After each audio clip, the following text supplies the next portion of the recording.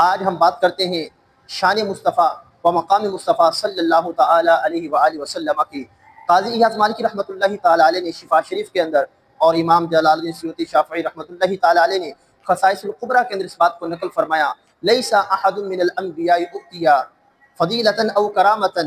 الا وقد اوتی محمد صلی اللہ علیہ وسلم مثلھا او اعظم منھا۔ اب فرماتے ہیں کہ اللہ جل وعلا نے دیگر انبیاء کو جو مراتب عطا فرمائے، جو مقام عطا فرمایا، مصطفیٰ جان عالم صلی اللہ علیہ وسلم کو رب نے اس کی مثل یا اس سے بڑھ کر عطا فرمایا۔ آئیے اس کی چند امثلہ قرآن سے ہم جانتے ہیں کہ اللہ تبارک و تعالیٰ نے سیدنا آدم صفی اللہ کو یہ مقام و مرتبہ عطا فرمایا کہ ملائکہ سے فرمایا اسجدوا لآدم، کہ آدم علیہ السلام کو سجدہ کرو، لیکن قربان جائیے مصطفیٰ جان عالم صلی اللہ علیہ وسلم کی ذات پر کہ اللہ تبارک و تعالیٰ نے فرمایا میرے آقا کی شان میں کہ حضور کی ذات پر فرشتے بھی درود بھیجتے ہیں، مؤمنین بھی درود بھیجتے ہیں، اور شان مصطفیٰ یہ ہے کہ رب بھی ان پر درود بھیجتا ہے۔ اور پھر یہاں آدم علیہ السلام کو ایک مرتبہ سجدہ کیا گیا، لیکن آمنہ کے لال صلی اللہ علیہ وسلم پر درود پاک پڑھنے کے تعلق سے دوام و استمرار ہے اور ہمیشہ سے یہ پڑھا جاتا رہے گا۔ سبحان اللہ۔ آگے چلتے ہیں ابراہیم خلیل اللہ علیہ نبی علیہ السلام کے بارے میں اللہ تبارک و تعالیٰ نے قرآن میں فرمایا، جب نمرود نے آگ میں ڈالنے کا حکم دیا تو فرمایا اے آگ ابراہیم پر سلامتی اور ٹھنڈی ہو جا۔ سبحان اللہ۔ یہاں پر ابراہیم علیہ السلام پر آگ سلامتی والی ٹھنڈی ہو جاتی ہے، لیکن قربان جائے مصطفیٰ جان عالم صلی اللہ علیہ وسلم کی ذات پر حضرت عباد بن عبد الصمد رضی اللہ تعالیٰ عنہ بیان کرتے ہیں کہ ہم انس بن مالک رضی اللہ تعالیٰ عنہ کے گھر میں دعوت پر تشریف لے گئے، اور جب ہم وہاں پر حاضر ہوئے دسترخوان لایا گیا تو وہ رومال، وہ دسترخوان جسے دھونے کی حاجت تھی، آپ نے کنیز سے فرمایا اسے تنور میں ڈالاؤ۔ کنیز کچھ ہی دیر میں تنور سے رومال لے کر آئی، ہم نے دیکھا کہ صاف و شفاف رومال ہمارے سامنے موجود ہے۔ اب فرماتے ہیں بڑا تعجب ہوا،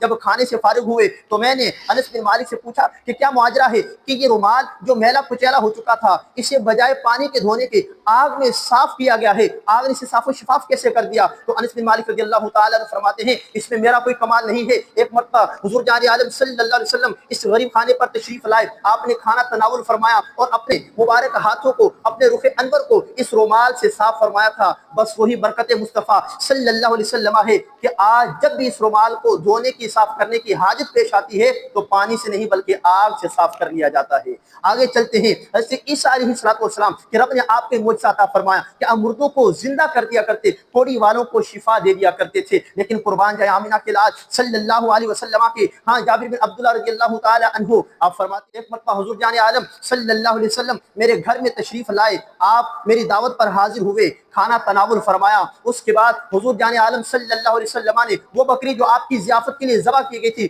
اس کی ہڈیوں کو یکجا کیا اور فرمایا قم باذن اللہ، آپ کا یہ فرمانا تھا کہ بکری زندہ کان جھاڑتے ہوئے کھڑی ہو گئی۔ سبحان اللہ۔ اس کے اور آگے چلتے ہیں حضرت انس بن مالک رضی اللہ تعالی عنہ بیان کرتے ہیں کہ حضرہ موت کے چند لوگ حضور جان عالم صلی اللہ علیہ وسلم کی خدمت میں حاضر ہوئے اور آ کر کے کہنے لگے کہ آپ اللہ کے رسول ہیں، آپ نبی آخر الزمان صلی اللہ علیہ وسلم ہیں، ہم ایک چیز چھپائے ہوئے ہیں، اگر آپ اس کی خبر دے دیں ہم آپ پر ایمان لے آئیں گے۔ تو میرے آقا کریم صلی اللہ علیہ وسلم نے ارشاد فرمایا یہ تو کاہنوں کا کام ہے، یہ تو جادوگروں کا کام ہے، یہ تو سوال ان سے کیا جاتا ہے۔ قربان جائے مصطفیٰ جان عالم صلی اللہ علیہ وسلم کی ذات پر، کمالات پر جو رب نے آپ کو عطا فرمائے، آپ نے اپنے ہاتھوں میں بے جان کنکریوں کو اٹھایا اور ان کنکریوں نے میرے حضور صلی اللہ علیہ وسلم کی شہادت دی، انہوں نے گواہی دی اور انہوں نے کلمہ پڑھا کہ یہی نبی ہیں، رب کی طرف سے مبعوث کیے گئے ہیں۔ جب انہوں نے دیکھا کہ کنکریاں بے جان میرے حضور کی گواہی دے رہی ہیں، فوراً کلمہ پڑھ کر حضور پر ایمان لے آئے۔ اس کے آگے چلیں، سبحان اللہ،